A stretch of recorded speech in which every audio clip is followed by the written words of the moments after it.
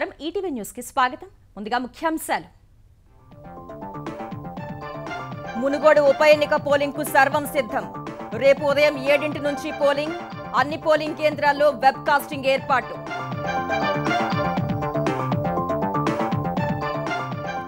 పలివెల ఘటనపై భాజపా తెరాస మధ్య మాటల తూటాలు గులాబీ నేతలు చిల్లర వేషాలు వేస్తున్నారన్న బండి తిప్పికొట్టిన కేటీఆర్ ఏపీలో వచ్చే ఏడాది మే లేదా డిసెంబర్లో ఎన్నికలు వచ్చే అవకాశం సిద్ధంగా ఉండాలని పార్టీ నాయకులకు చంద్రబాబు దిశానిర్దేశం ఏపీ సీఎంఓ వద్ద మహిళ ఆత్మహత్యాయత్నం కుమార్తె వైద్యం కోసం ఇల్లు అమ్మబోతే దాడిశెట్టి మాజీ గన్మెన్ అడ్డుకుంటున్నట్టు కన్నీరు అనంతపురం జిల్లాలో కరెంటు తీగలు తెగిపడి 4 మృతి ప్రభుత్వ నిర్లక్ష్యమే కారణమని మండిపడిన తెలుగుదేశం నేతలు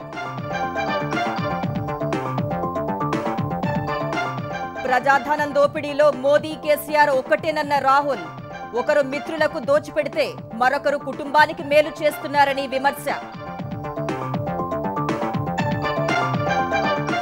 2020 ప్రపంచ కప్ సెమీస్ దిశలో భారత జట్టు ముందడుగు ఉత్కంఠ పోరులో బంగ్లాదేశ్ పై 5 పరుగుల తేడాతో జయభేరి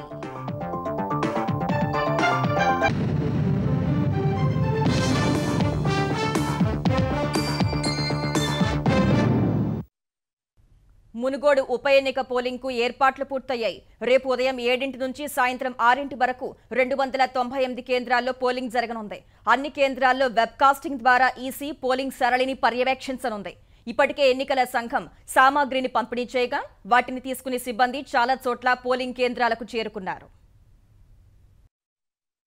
మునుగోడు ఉప ఎన్నిక పోలింగ్ సజావుగా నిర్వహించేందుకు ఎన్నికల సంఘం ఏర్పాట్లు చేసింది కేంద్ర ఎన్నికల సంఘం జాబితా ప్రకారం మొత్తం 2,41,855 ఓటర్లు ఉండగా పురుషులు 1,21,662 మహిళలు 1,20,126 మంది ఉన్నారు రేపు ఉదయం 7 నుంచి సాయంత్రం 6 వరకు 298 కేంద్రాల్లో పోలింగ్ నిర్వహిస్తారు ఈ ఎన్నిక బరిలో 47 మంది అభ్యర్థులు ఉండగా 1,192 బ్యాలెట్ యూనిట్లను సిద్ధం చేశారు ఇప్పటికే 2 విడతల శిక్షణ పూర్తి చేసుకున్న 1,492 మంది సిబ్బంది చండూరు నుంచి పోలింగ్ సామగ్రి తీసుకుని పోలింగ్ కేంద్రాలకు వెళ్లారు అన్ని పోలింగ్ కేంద్రాల్లో వెబ్ కాస్టింగ్ ఏర్పాటు చేసి నల్గొండ కలెక్టర్ సహా రాష్ట్ర ప్రధాన ఎన్నికల అధికారి కార్యాలయానికి అనుసంధానించినట్టు తెలంగాణ ప్రధాన ఎన్నికల అధికారి వికాస్ రాజ్ తెలిపారు ఓటింగ్ శాతాన్ని పోలింగ్ కేంద్రాల నుంచే నేరుగా యాప్ ద్వారా నమోదు చేసే ఏర్పాటు చేసినట్టు వివరించారు ఎక్కడైనా సాంకేతిక సమస్యలు ఉత్పన్నమైతే వెంటనే స్పందించి సరిదిద్దేందుకు అనువుగా పెద్ద సంఖ్యలో ఇంజనీర్లను అందుబాటులో ఉంచినట్టు వివరించారు ఏమైనా ప్రాబ్లం వస్తే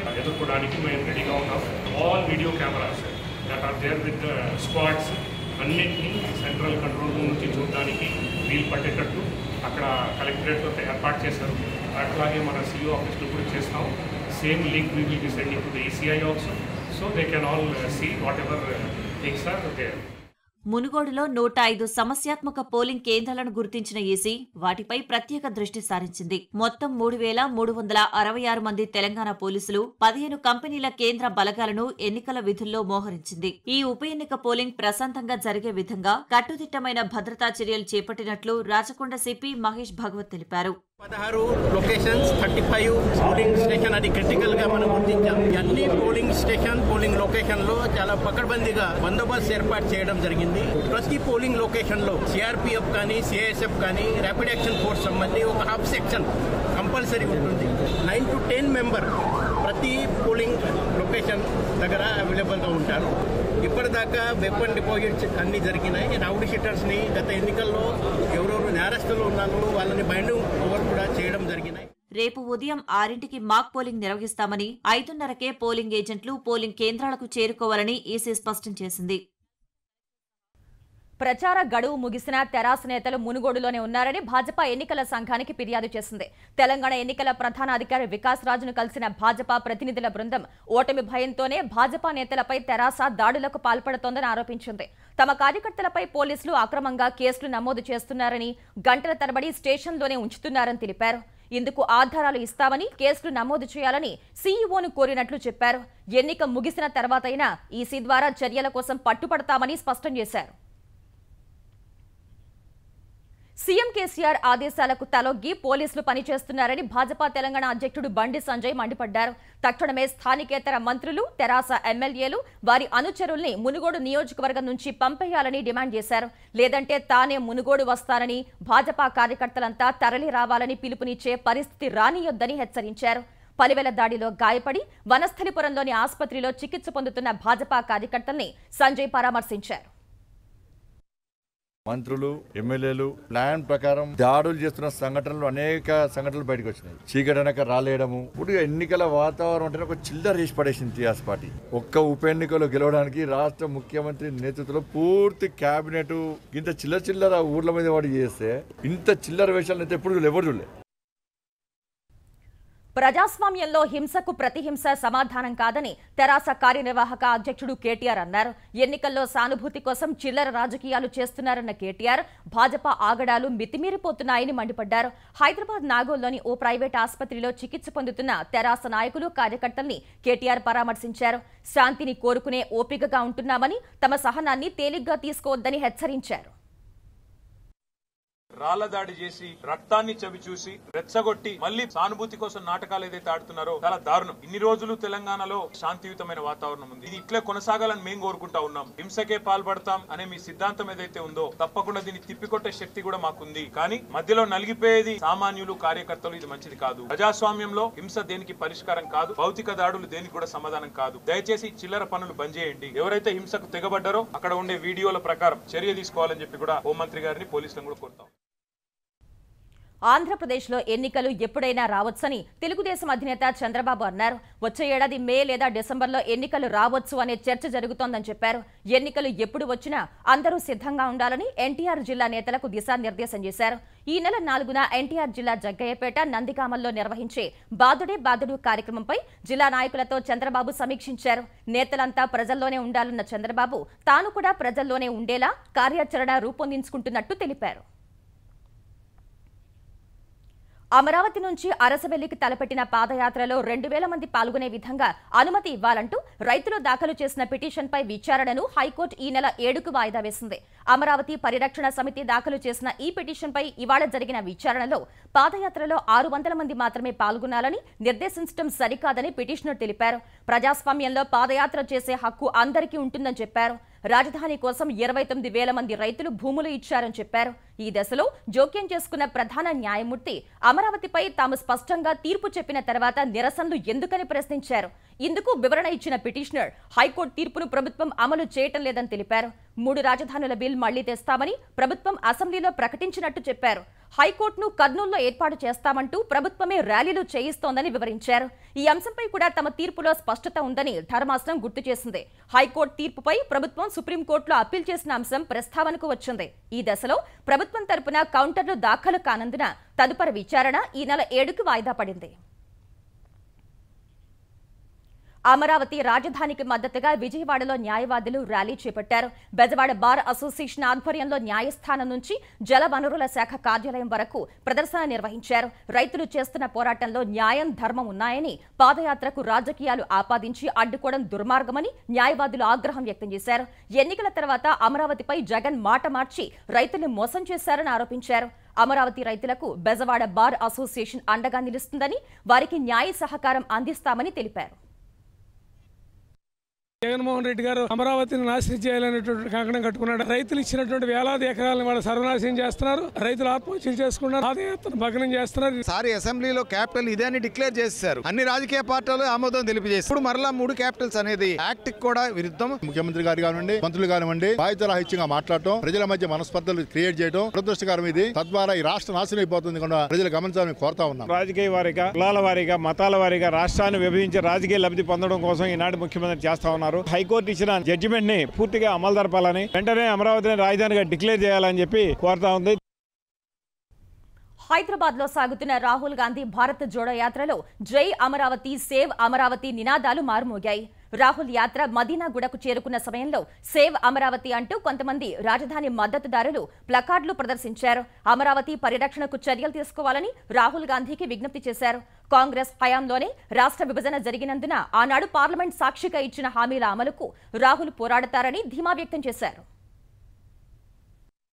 పార్లమెంటు వేదికగా విభజన జరిగిన రాష్ట్రంలో అదే పార్లమెంటు వేదికగా తిరిగి ఆ విభజన చట్ట హామీలన్నీ తొంగలో తొక్కబడుతున్నప్పుడు ఒక బాధ్యత కలిగిన జాతీయ పార్టీ భవిష్యత్తు నాయకులుగా ప్రధానమంత్రి అభ్యర్థిగా భావిస్తున్న నాయకులుగా రాహుల్ గాంధీ గారు వారి ప్రభుత్వ హయాంలో జరిగిన విభజన చట్టానికి కనీసం వారి మళ్ళీ తిరిగి అధికారంలోకి వచ్చిన రోజైనా సరే తగిన న్యాయం చేయాలని చెప్పని, ఆంధ్రప్రదేశ్లో అమరావతి రైతాంగం చేస్తున్న పోరాటానికి నైతిక మద్దతుగా నిలబడాలని చెప్పని ఈనాటి కేంద్ర ప్రభుత్వం ఆ పార్లమెంటు వేదికగా మాకు ఇచ్చిన వాగ్దానాలను కూడా గౌరవించాల్సిన బాధ్యత అదే పార్లమెంటుకు కూడా ఉంది అని చెప్పని ఆయన పట్ల గౌరవంతో ఆయన ఒకసారి కలిసి వినవించాలనే ఉద్దేశంతో మేము రావడం జరిగింది. రాహుల్ గాంధీ గారు చెప్పింది ఒకటే, అమరావతి రాజధాని అని నిర్ణయం తీసుకుని అమరావతి ఆంధ్రప్రదేశ్ కు రాజధాని అని చెప్పి భారతదేశ మ్యాప్ లో పొందుపరచడం జరిగింది. ఈ రోజున కాదు అని చెప్పి రాష్ట్ర ప్రభుత్వం జగన్మోహన్ రెడ్డి మాట్లాడుతూ ఉంటే కేంద్ర ప్రభుత్వానికి బాధ్యత ఉంది. హామీ ఇచ్చిన విధంగా అన్ని హంగులతో అమరావతి ఏకైక రాజధానిగా అభివృద్ధి చేయాలి, రైతులకు న్యాయం చేయాలి అని చెప్పి రాహుల్ గాంధీ గారు స్పష్టంగా తెలియజేయడం జరిగింది. ప్రజలను దోచి ప్రధాని నరేంద్ర మోదీ తన మిత్రులకు పెడుతుంటే ముఖ్యమంత్రి కేసీఆర్ తన కుటుంబానికి కట్టబెడుతున్నారని కాంగ్రెస్ అగ్రనేత రాహుల్ గాంధీ ఆరోపించారు. భారత్ జోడో యాత్రలో భాగంగా ఇవాళ హైదరాబాద్ బాలానగర్ నుంచి నడకను కొనసాగించిన రాహుల్ గాంధీ నిజాంపేట్, మదీనాగూడ, రామచంద్రాపురం, పటాన్చెరు మీదుగా ముత్తంగి చేరుకున్నారు. బాలీవుడ్ నటి దర్శకురాలు పూజా భట్ పాదయాత్రలో పాల్గొని రాహుల్ గాంధీకి మద్దతు తెలిపారు. నిజాంపేట క్రాస్ వద్ద మహిళలు బోనాలతో రాహుల్ కు స్వాగతం పలికారు. నిజాంపేట్ క్రాస్ రోడ్ వద్ద ఆటో డ్రైవర్లు, పారిశుధ్య కార్మికులతో మాట్లాడుతూ యాత్రను సాగించారు. ఆల్బెన్ కూడలిలో జాతీయ పతాకంతో విద్యార్థులు అభిమాన నేతకు స్వాగతం పలికారు. ముత్తంగిలో ఏర్పాటు చేసిన కార్నర్ మీటింగ్ లో పాల్గొన్న రాహుల్ కేంద్రంలో భాజపా, తెలంగాణలో తెరాస ప్రభుత్వాల తీరుపై విమర్శలు గుప్పించారు. ప్రధాని మోదీ, ముఖ్యమంత్రి కేసీఆర్ ఆలోచన విధానం ఒకటేనని ఆరోపించారు. तो ये लाखों करोड़ रुपए जो आपकी जेब में से निकाला जा रहा है, ये जा कहां रहा है? ये पैसा गायब तो नहीं हो रहा, इसको जलाया तो नहीं जा रहा, ये हवा में तो नहीं उड़ रहा, कहां जा रहा है? ये आधा जा रहा है नरेंद्र मोदी जी के 2-3 मित्रों के जेब में। आपके चीफ मिनिस्टर के पास इतने मित्र नहीं है तो पूरा पूरा इनके परिवार में जा रहा है। बाकी पैसा एमएलए, एमपी को खरीदने में जा रहा है, सरकारों को गिराने में जा रहा है। ये दोनों एक ही काम करते हैं और इनकी विचारधारा भी एक है, गरीब जनता से पैसा छीनो और चुने हुए लोगों को पैसा दो, लोगों को डराओ और मीडिया को कंट्रोल करो। इसके खिलाफ हमने भारत जोड़ो यात्रा शुरू की है। వెన్నెముక సమస్యతో నరకయాతన అనుభవిస్తున్న కూతుర్ని కాపాడాలంటూ సీఎం జగన్ కార్యాలయానికి వచ్చిన ఒక మహిళ అక్కడే ఆత్మహత్యాయత్నం చేయడం తీవ్ర కలకలం రేపింది. కూతురు ఆపరేషన్ కోసం సొంతిల్లు అమ్ముకోకుండా 2 పోలీసులు అడ్డుపడుతున్నారని ముఖ్యమంత్రికి చెప్పుకోవడానికి వచ్చిన ఆమె సీఎంను కలిసే అవకాశం లేక మణికట్టును కోసుకున్నారు. తల్లి సాయం చేస్తే కానీ కదల్లేని ఆమె కుమార్తె అమ్మని చూసి కన్నీరు మున్నీరుగా విలపిస్తోంది. వెన్నెముక సమస్యతో చక్రాల కూర్చికే పరిమితమైన కుమార్తె శస్త్రచికిత్సకు తగిన సాయం చేయాలని సీఎం జగన్ కార్యాలయానికి వచ్చిన మహిళ ఆత్మహత్యాయత్నం చేశారు. అన్నవరానికి చెందిన ఆరుద్ర అనే మహిళ కుమార్తె వెన్నెముక సమస్యతో బాధపడుతోంది. కుమార్తె శస్త్రచికిత్సల కోసం ఇప్పటికే ఉన్నదంతా ఖర్చు చేసిన ఆ తల్లి మరో ఆపరేషన్ కోసం ఇల్లు అమ్ముదామనుకుంటే 2 పోలీసులు అడ్డుపడుతున్నారని గతంలోనే స్పందనలో ఫిర్యాదు చేశారు. అధికారుల చుట్టూ ఎన్నిసార్లు తిరిగినా ఫలితం లేక సీఎం జగన్ కు చెప్పుకునేందుకు నిన్ననే తాడిపల్లి కార్యాలయానికి వచ్చారు. నిన్న సీఎంను కలిసేందుకు అధికారులు అంగీకరించలేదు. ఇవాళ స్పందనలో సీఎంఓ అధికారులను కలిసేందుకు అనుమతించారు. తన కష్టాలను చెప్పుకున్న మహిళ మంత్రి దాడిశెట్టి రాజా వద్ద గన్మెన్ గా పనిచేసిన కన్నయ్య అనే కానిస్టేబుల్, మరో కానిస్టేబుల్ శివ వేధిస్తున్నారని తెలిపారు. సీఎం జగన్ ను కలిసే అవకాశం కల్పించాలని వేడుకున్నారు. సమస్యను పరిష్కరించేందుకు చర్యలు తీసుకుంటామన్న సీఎంఓ అధికారులు ముఖ్యమంత్రిని కలవడం కుదరదన్నారు. ఇక తన కష్టం తీరదని భావించిన ఆ తల్లి బ్లేడుతో ఎడమచేయి మణికట్టు వద్ద కోసుకుని ఆత్మహత్యా యత్నానికి పాల్పడ్డారు. అక్కడే ఉన్న పోలీసులు ఆమెను విజయవాడ ప్రభుత్వ వైద్యశాలకు పంపారు. మణికట్టు కోసుకున్న మహిళకు వైద్యులు 5 కుట్లు వేశారు. నరాలు ఏమైనా తెగాయాని తెలుసుకునేందుకు ఎక్స్రే తీశారు. చికిత్స కొనసాగిస్తున్నారు. ఒకవైపు వెన్నెముక సమస్యతో బాధపడుతున్న ఆమె కుమార్తె అమ్మను ఆ స్థితిలో చూసి తల్లడిల్లిపోయింది. ఆత్మహత్యా యత్నానికి ముందు ఆ తల్లి తన ఆవేదనను చెప్పుకున్న తీరు కంటతడి పెట్టించింది. పోలీస్ డిపార్ట్మెంట్ లో వాళ్ళకి పిల్లలు లేరా సార్? ఇలా ఇంత ఏడిపించొచ్చావా కవిటి పిల్లని? ఆయన తాడిచెట్టు రాజా గారు గన్మని ఏం పీక్కుంటావు పీక్కో అని ఒకడంటాడు. పెట్రోల్ బంక్స్ ఇవ్వంట, ఆయన కూడా ఇన్వాల్వ్ అవ్వడు, ఎవడేం చేయదు, ఎవరు ఇన్వాల్వ్ అవ్వరు. నాకు అసలు వాళ్ళు ఎవరెవరో కూడా తెలియదు సార్. ఆఫీసర్లు అదే అంటున్నారు, మీరు వెళ్ళి లక్నో అయితే లక్నో, కలకటా అయితే కలకటా, అక్కడ డాక్టర్ తీసుకెళ్లి అక్కడ నుంచి ఎస్టిమేషన్ కాగితం పట్టుకొస్తే ఇక్కడ నుంచి ఏమైనా పంపుతాము, ఒక 20% 30% మీకు శాంక్షన్ అయ్యేలా చూస్తాము అంటున్నారు. మరి 20% 30% శాంక్షన్ అయితేనే మిగతా ఎక్కడి నుంచి తెచ్చుకోండి సార్? నా ఆస్తులు అమ్ముకోనివ్వరు, నా అప్పులు తీరరు, నా పిల్లకి ఆపరేషన్ చేయించుకోవాలి, నాకు ఎవరు హెల్ప్ చేస్తారు సార్?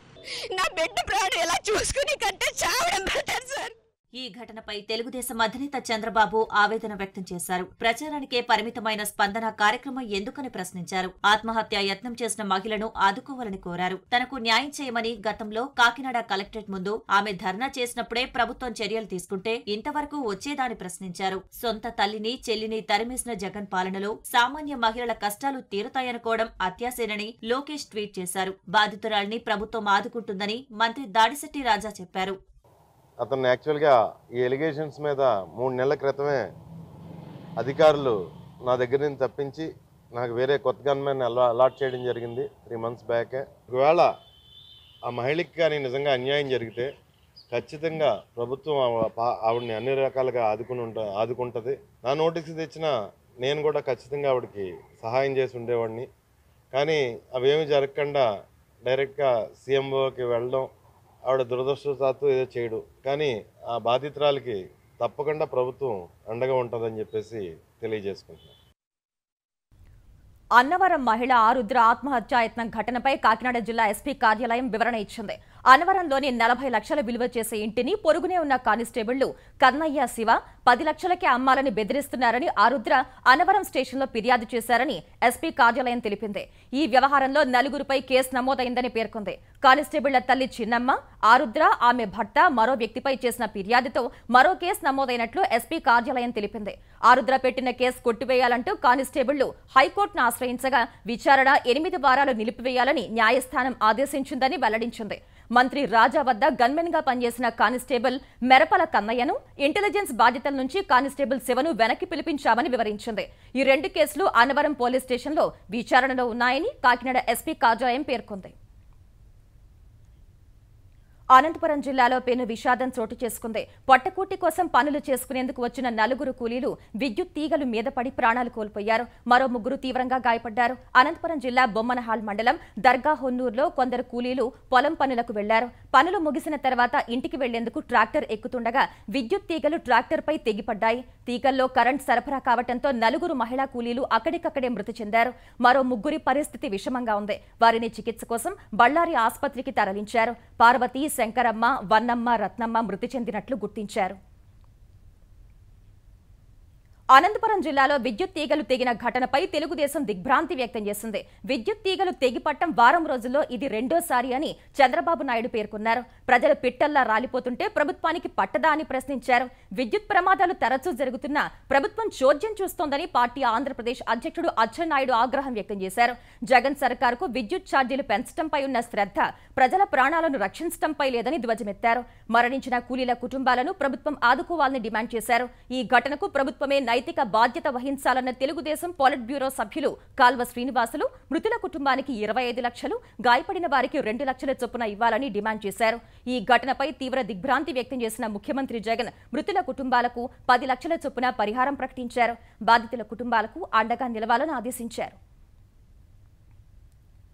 అక్రమ మైనింగ్ కు సంబంధించిన మనీ లాండరింగ్ కేసులో జార్ఖండ్ సీఎం హేమంత్ సోరెన్ కు ఎన్ఫోర్స్మెంట్ డైరెక్టరేట్ నోటీసులు జారీ చేసింది. గురువారం విచారణకు హాజరు కావాలని పేర్కొంది. రాంచీలోని ప్రాంతీయ కార్యాలయంలో మనీ లాండరింగ్ నిరోధక చట్టం PMLA కింద హేమంత్ సోరెన్ వాంగ్మూలాన్ని ఈడీ నమోదు చేయనుంది. ఇదే కేసులో సోరెన్ సన్నిహితుడు పంకజ్ మిశ్రాను ఈడీ ఇప్పటికే అరెస్ట్ చేసింది. ఆయనపై మనీ లాండరింగ్ కేసు నమోదు చేసిన అధికారులు జూలై 8న జార్ఖండ్లోని 18 ప్రాంతాల్లో తనిఖీలు చేశారు. ఈ తనిఖీల్లో 50 బ్యాంకు ఖాతాల్లో 13,32 లక్షల నగదు సీజ్ చేశారు. మే నెలలో CM Soren, Jharkhand cadre IAS అధికారిని పూజా సింఘాల్ ఇళ్లలో ఈడీ తనిఖీలు చేపట్టింది. ఎన్నికల నియమావళిని ఉల్లంఘించి తనకు తానుగా గనుల్ని కేటాయించుకున్నారని, సీఎం సోరెన్ ను MLA పదవికి అనర్హుడిగా ప్రకటించాలని జార్ఖండ్ గవర్నర్ కు కేంద్ర ఎన్నికల సంఘం ఇప్పటికే సిఫారసు చేసింది.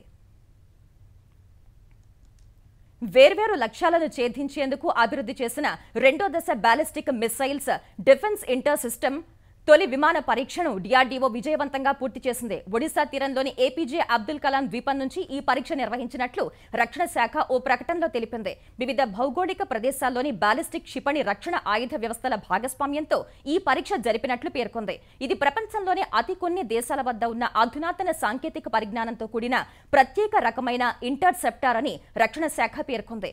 దీర్ఘశ్రేణి బాలిస్టిక్ క్షిపణిలు, విమానాలను గుర్తించేందుకు AD-1 దీర్ఘశ్రేణి ఇంటర్సెప్టార్ మిసైల్ ను రూపొందించినట్లు DRDO తెలిపింది. నవ భారతం ఇప్పుడు భారీ సంస్కరణలు, మౌలిక సదుపాయాలు, ఉత్తమ ప్రతిభపై దృష్టి సారించినట్లు ప్రధాని నరేంద్ర మోదీ తెలిపారు. కర్ణాటకలో 3 రోజులు జరిగే ప్రపంచ పెట్టుబడుల సదస్సును ఉద్దేశించి ప్రధాని వర్చువల్ గా ప్రారంభోపన్యాసం చేశారు. ప్రపంచ సరఫరా గొలుసులో కర్ణాటక పోషించాల్సిన పాత్రను ప్రతిబింబిస్తూ build for the world theme తో నిర్వహిస్తున్న ఈ సదస్సు భారత ఆర్థిక పటిష్టతకు నిదర్శనమని మోదీ చెప్పారు. ప్రపంచవ్యాప్తంగా ఆర్థిక మాంద్యం పరిస్థితులు నెలకొన్న వేళ భారత ఆర్థిక వ్యవస్థ మూలాలు పటిష్టంగా ఉన్నట్టు ప్రపంచ దేశాలను విశ్వసిస్తున్నట్లు ప్రధాని వివరించారు. ఇదే సమయంలో భారత్ వేగంగా అభివృద్ధి దిశలో సాగుతున్నట్లు చెప్పారు. ప్రతిభ, సాంకేతికతపై మాట్లాడితే మొదట బ్రాండ్ బెంగళూరు మెదడులో మెదులుతుందని ప్రధాని పేర్కొన్నారు.